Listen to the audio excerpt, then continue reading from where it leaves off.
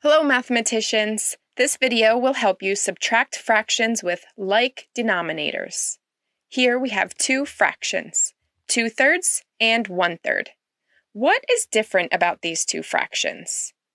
What do they have in common? You may have noticed that the numerators, or top numbers, are different. Did you notice that the denominators, or bottom numbers, are the same? When two fractions have the same denominator, we say these fractions have like denominators. Now let's try subtracting these two fractions, 2/3 minus 1/3.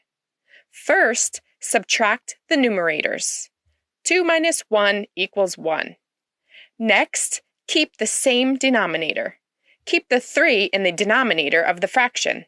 We did it! 2/3 minus 1/3 equals 1/3. Let's try another one. 5/6 minus 1/6. Both of these fractions have a 6 on the bottom, so they have like denominators. First, subtract the numerators. 5 minus 1 equals 4. Remember, we will keep the same denominator.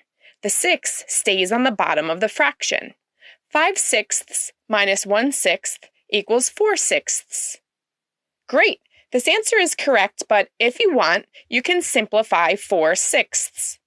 4 and 6 can both be divided by 2. Divide both the numerator and denominator by 2 to simplify. 4/6 equals 2/3. Let's try one more example. 7/12 minus 5/12.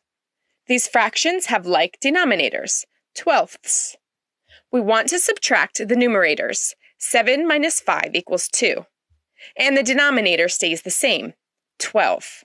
7/12 minus 5/12 equals 2/12.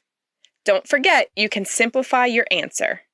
Since 2 and 12 can both be divided by 2, we can simplify 2/12 by dividing 2 and 12 by 2.